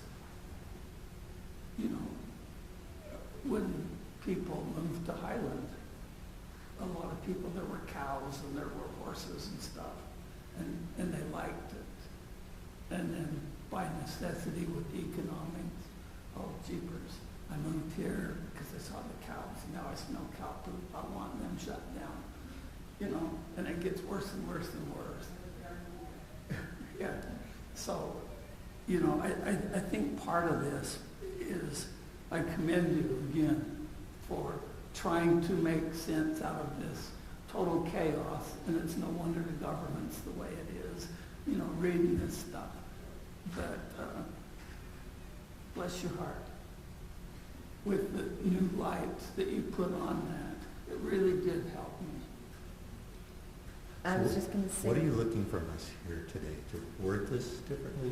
Like he said, take out sentence or? Yeah, so basically the proposed amendment, like Rob said, does not change any of the implementation measures. It's just adding an action plan for each of the existing implementation measures. And so if, that's what these timelines are meant to be, are action plans for the city's existing goals. And so if you don't agree or think we should reword or totally change some of these timelines / action plans, that's what we're looking for in a recommendation. So I'm clear out, like on the ADU one. Mm-hmm. If we were to pass this, you're saying anybody that walked in the door, you would talk to them about creative ways to put it on their property? No. Or do we need to say we should allow 80, because that's something we can implement today, or currently. Allowing detached But with ADUs. restrictions, like one of my restrictions was if you have an ADU, you can't rent your basement. You can't do both. One ADU per property. It's ADU, no basement. So Mhm. to me, an ADU is a detached unit. Auxiliary dwelling. So does that count if you have family living in one of them? Correct. You only get one, because otherwise it's too hard to police. Then you get, they'll just start running around. But when you talk about tough sheds, we can put an architectural requirement that the house is aesthetically similar, the ADU is aesthetically similar to the house. Because right now, they're building tough sheds. They're not putting people in, but they're putting them in. I just built one, a huge one in my backyard, right? 'Cause based on the size of your lot, you can build a pretty big building. But we can have architectural requirements that it matches and has certain colors and it's within a certain closeness maybe of the house. But I'm all for just, if you have a big lot, stick it way over there. Like mine's way over there. They could scream in the line. But that's stuff that you can implement, that people can start coming in based on the size of their lot. Will tell you the size of the unit they could build. You could give architectural requirements. They can't rent the entire property out. You can't rent an ADU and the house out. You have to live in one of them. And then off-street parking, which is what we do for the basement part. Everybody's like, oh, the parking, and we have basement. To me, this is the low-lying fruit to show the state we're actually implementing something, not 10 years from now, not 5 years from now. It's like, this is something we're actively doing because it meets our seniors who live here, their needs to be able to stay on their properties, meet the needs of their kids, and not be forced to move because they can't mow their lawn anymore. I think that's one that we could show the state that we're moving on. This MAG one, I don't fully understand. They're saying, when I read that, it looks like we're going to go out and rezone stuff to create more areas. It's working with MAG for our comprehensive plan update. They have like a funding team working source where they would work with the municipality to help us establish goals dependent on Highland City goals as well as the rest of Utah County to kind of help us work together More of an regionally. Yeah, We have an agreement with them where we agreed that if we get a grant from them, we'll follow certain rules. And as we look back, we realized, I don't think we've ever gone for a grant for them, so that we should at least look at what those options are. Maybe we won't follow If we them. take their grant, we have to go high density. Well, there might be rules on that, and maybe there's some planning things, but to look at it, at least to see if that might, because we've never even looked at it, we just said, So yes. we could see what we're signing up for before we take it. Absolutely. The goal is to at least know what's out there. So I'm fine with let's get with MAG if it's just an exploration thing. And then the mixed use, I mean, there's so many different things. If it's being done in the mixed use areas, I'm all for it. that's what back to my point before, basically all of our mixed use zoned areas are already developed or are currently being developed, and so it was like, there's obviously not anything we can do right now until The state has to it's recognize it. blight and we have to redevelop, and everything's so new that that's why I put 20 years, because it's Didn't not they tell likely us that we things got would credit change. for Rizline or the high density we just put next to the high school? We got credit for that. Ridgeview. So we're the most active city in the state of Utah. Or increasing density from what we were before. I don't know, Lehigh. We are. I get their notices like every week that they're If you rezoning more. compare what we were to what we just did, we're the most active. So just a point of clarification. So the 5 areas, we've got 4 implementation measures, but the first one is really a combo of 2. It addresses 2. So we're trying to peanut butter it in a way that we do have access to that funding if we wanted it down the road. Is that correct? Or am I misunderstanding? We can kind of finesse the plan to kind of fit into different ones if we really wanted to stretch it. I don't know that, again, we don't know if we've even gone after that TIF type funding, so we're mostly just looking at, these potentially could fit into that. We know we have at least 3. Maybe if you squint your eyes, you can kind of get to 4 or 5. But we're covered in terms of what the city minimum requirements. Yeah. And if you would like to push, I mean, there are other, in that list of 24, that buffet from the state. This is great. I think we There are more things about ADUs that would add to the implementation strategies. And we have so many big lots. You got acre lots, 2-acre lots. You open those up, you're not going to even notice those. And it meets that requirement. Okay. So do you want us to go down each one? And like Chris had some comments on the first one. They thought were good. Because we're not voting or anything, right? We just get You are, okay, sorry. This is We have to have a like public hearing. recommended, yes, you do need to have a public hearing, thank you for reminding me. This would be like the recommended motion or a proposed motion, and this is just based on as proposed, and so the specific changes or different wording, you would have to add it to that motion, specifying the changes and what you would like them to be worded or just portions to be eliminated. Okay, can I go out on a limb and suggest something? So for the first one, within the next 5 years, the city will update the development code to maybe modify or add regulations for age-restricted senior housing within the context of either the city center or mixed-use areas, and also to examine ADUs. And I know that might conflict with the 4th one. But at least for me, I don't really want to say something along the lines of, we're going to create a new senior housing residential zone. Please come and propose stuff to us. So my words, the way I'm articulating it is not very clear, but just something along the lines of within existing zones. Maybe a terrible idea.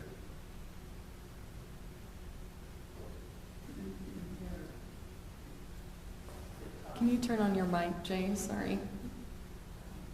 So in the laws from the state, it talks about adjusting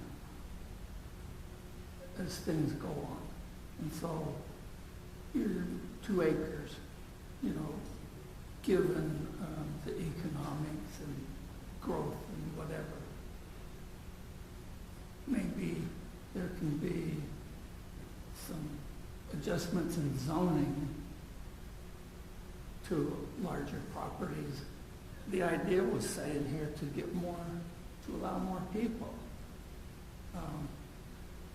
And I think that's what it's saying here with, the senior housing and that, So maybe it's one zone today, and I hate to think of it, but it could be adjusted down the road. Actually, if that's legal. Well, could we just whack the first one, or are we compelled by the city council to keep the 4? Let me just flag that last sentence. I mean, the senior housing element's kind of in the general plan already. So I guess if you want to propose to remove that as a goal in policy, that's kind of what you'd have to do. And I was trying to get to some language of what you want. So maybe it's within the next 5 years, city will update the development code to modify or add regulations for age-restricted senior housing options compatible with current zoning. Compatible with Genius. Brilliant. That's actually pretty good. Did you want to include exploring the option of detached ADUs as part of that? As part of senior living? Yeah. We can stick it in both places. Yes, There's an yes, ADU section and it's definitely. also senior, so. Tie it together. Because then it conveys the intent that we're not suggesting let's have 20,000 units on. Like my neighbour's got 14 acres. Let's put 30 or 40 units there. It's suggesting something more compatible. So, let me just make sure, so this is kind of language, within the next 5 years, city will update the development code to modify or add regulations for age-restricted senior housing options compatible with current zoning, including exploring options for detached accessory dwelling units. You like that? You want to tweak that?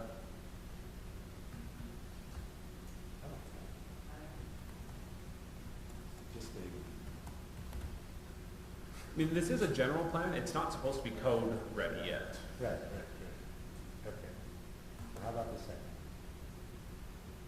Can anybody pop in, Bob and Chris, do you have any comments? Just turn on your mic and pop in.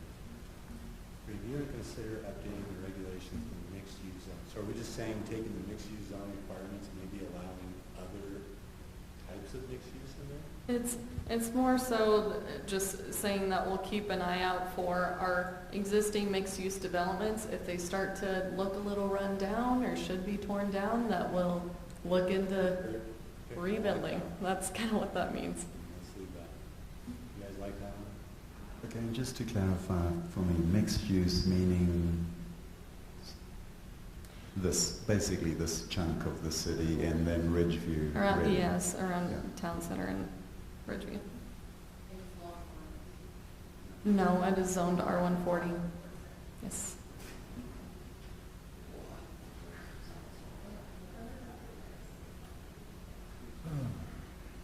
Okay. Well, what are we looking to do here? Propose something? Well, so this has already been proposed.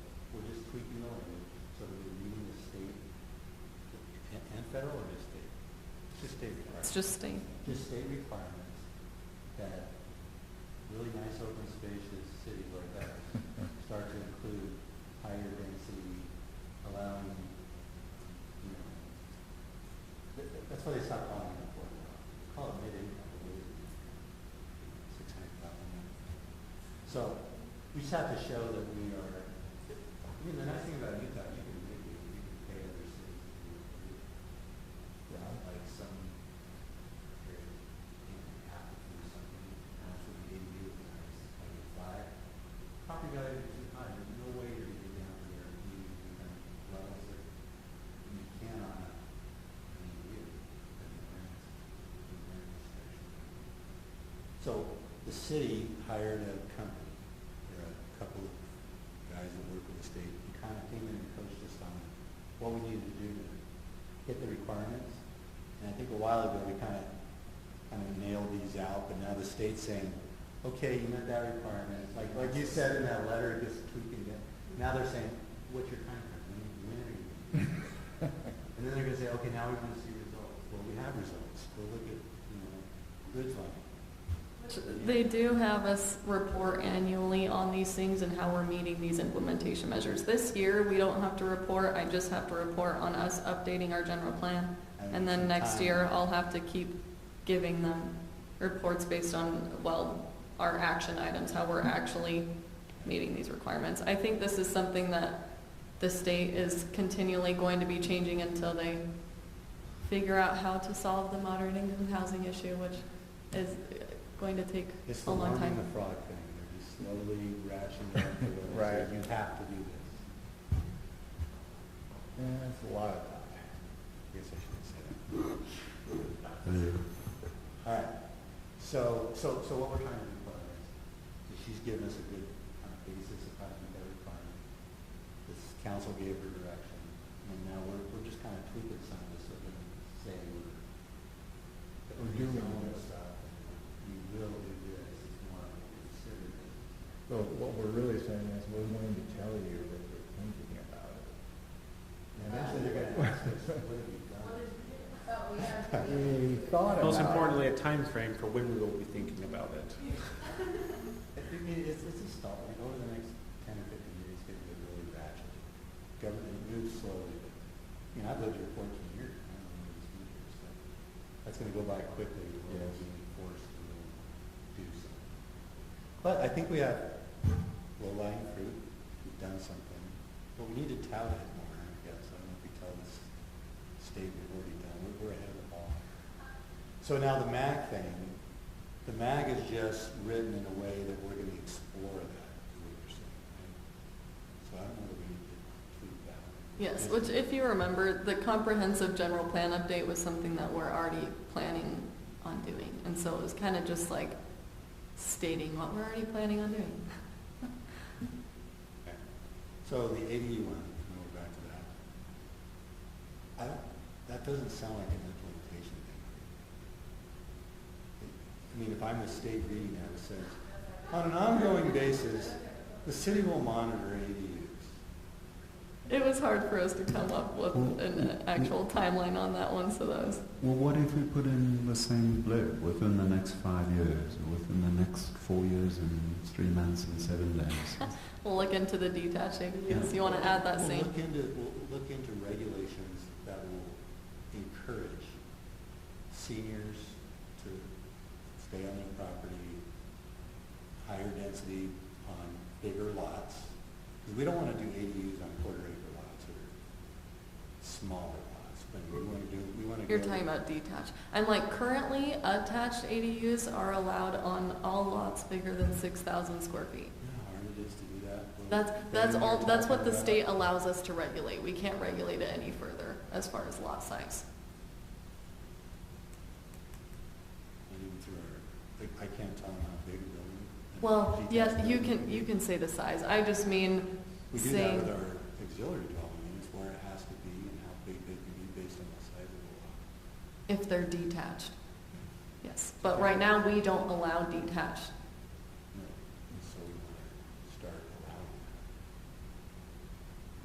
So, I don't understand. What is the pulse of city I don't understand council what the on opposal is. detached do you want to? accessory dwellings? Because I'm watching facial Looks- expressions and, Looks uglier when the building is next to the other building. I think if you're trying to get the city council's opinion, I think you can go with what the city council was concerned about, breezeways on where we saw a lot of individuals were maybe trying to do a detached unit as a garage by putting a breezeway in. And you just notice that there were some zoning changes where we've kind of tried to do away even with the breezeway. You bring the, it has to be part of the house. I think that would be your best area to go look at, to help understanding where the city council might be laying at this time. So if it was detached, it would look a little better. I think you saw that the breezeway, they were concerned by the breezeway. They're ugly. And so the concern is on that. And so that, and I think that if they were trying to bring it underneath the same roof line and not necessarily a detached roof line. That was a code that you guys saw come through in the city council. So you'll see that would be your best understanding where the council might be at on that. Why?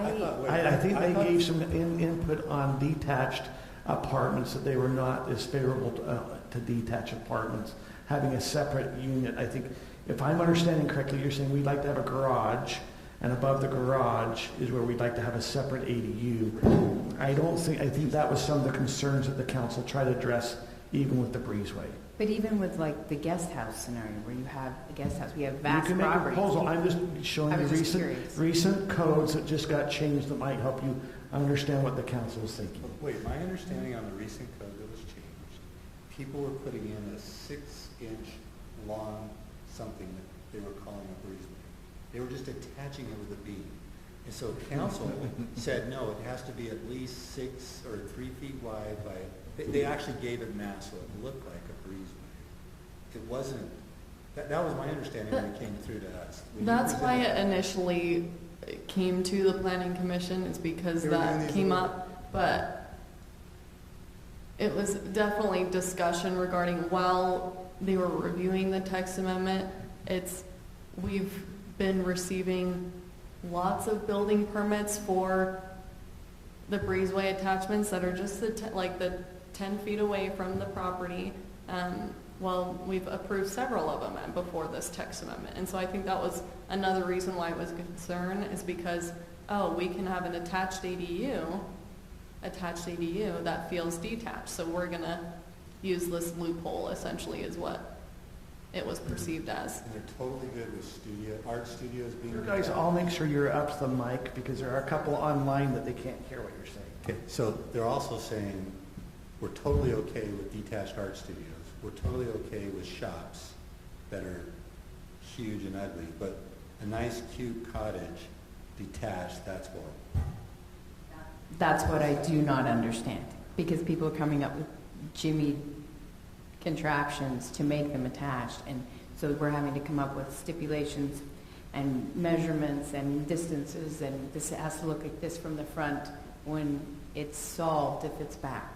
It's not an ADU, it's If just the an property addition. is big enough. You're just doing an addition if you're doing it like that. It's not an ADU. An ADU is an auxiliary dwelling unit. So them attaching it and them doing all that, that's just an addition. You just did an addition. You didn't do an ADU. You just did an addition.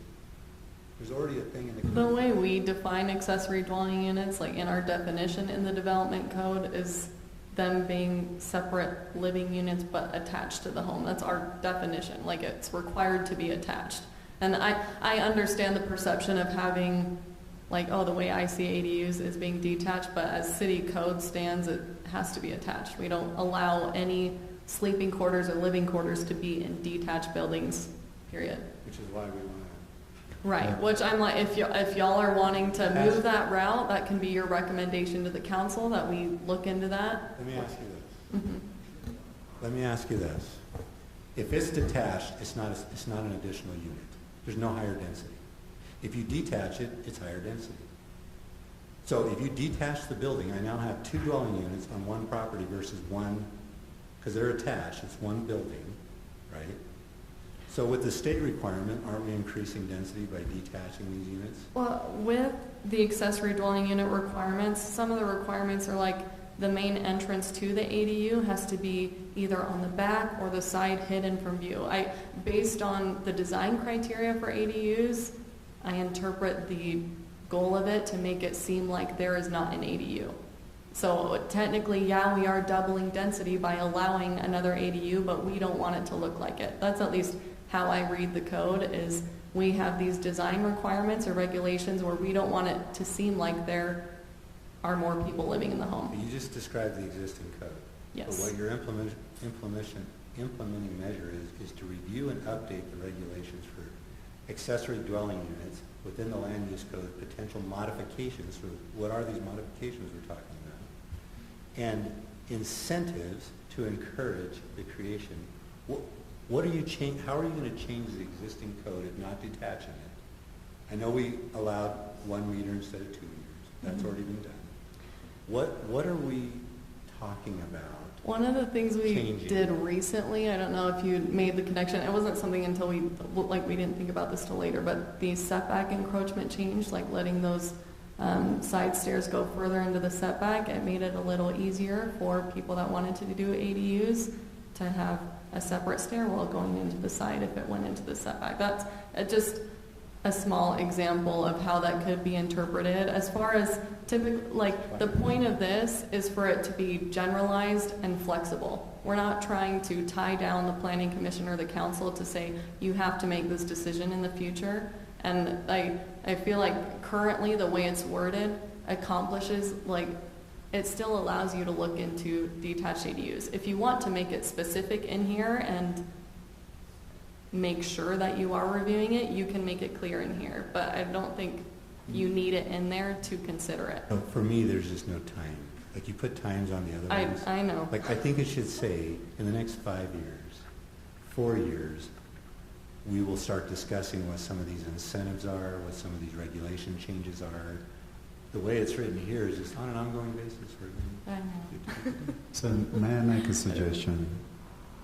Instead of the preface saying on an ongoing basis, we just say within the next, fill in the blank, 5 years, the city will, and throw in something about,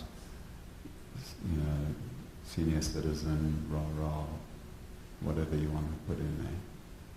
But something along the lines of, we'll do it, and then we don't need to solve it tonight. Yeah.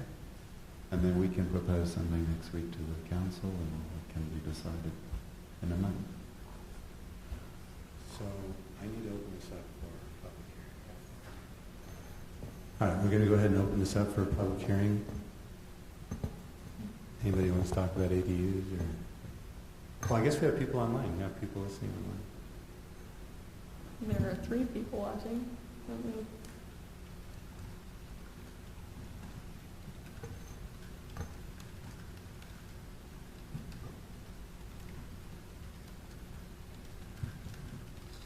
Forget about this whole online stuff. You have 30 seconds.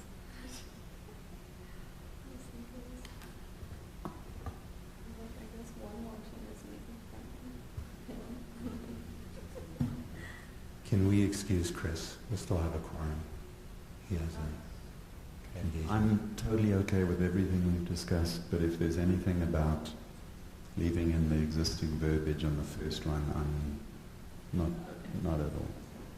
But everything else is brilliant. Excuse me. We're good. No comments on the public hearing. Okay, we'll go ahead and close our public hearing. And then, what's an easy way to do a motion on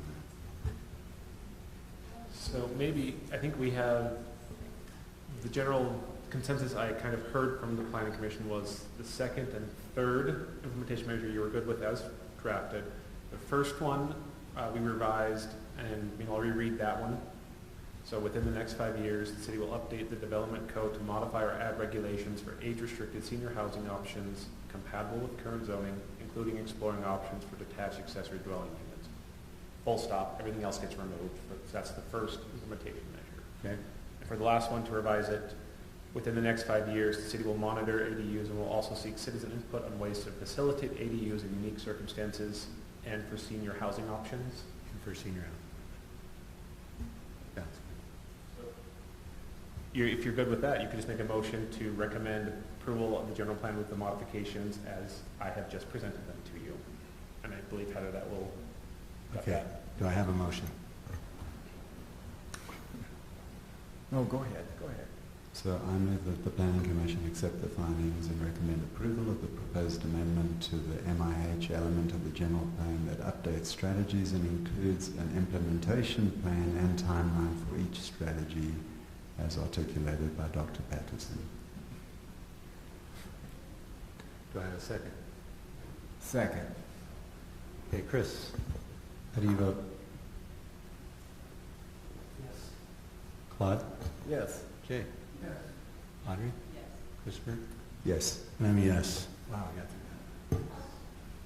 All right, thank you. Okay. Figure out how to scroll through all this. Okay, Planning Commission and Staff Communication. I just wanted to really quickly give y'all an update. I sent a request to the state ombudsman for a legal training on some of the specific topics that y'all requested. I've had some emails back and forth with them. They're either going to come to our September meeting or October. If it can't be till October, we'll have Rob give about a 30-minute training on another one of those topics. And just so we're getting close to the end of the year, and so we want to make sure that we meet state requirements and have at least 4 hours of legal training.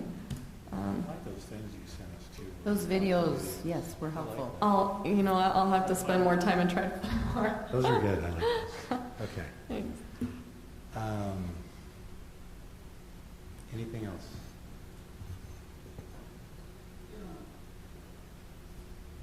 Just a question, not to rehash what we just did, but by way of clarification. What we're talking about is the given, which is change to environment, us, everything. And so we're trying to adopt plans and things to accommodate that. But if, we'll say, a large majority of the city of Highland says, okay, I understand these are options on the books and in the plan. But we don't want to have our land go to that. So we're okay right where we're at right now, if that's the case. So it's what could be or may be, it's not what will be. I believe that's what we're saying, correct? As far as goals in a general plan, Yes. yes. Yeah, okay. That helps. Thank you.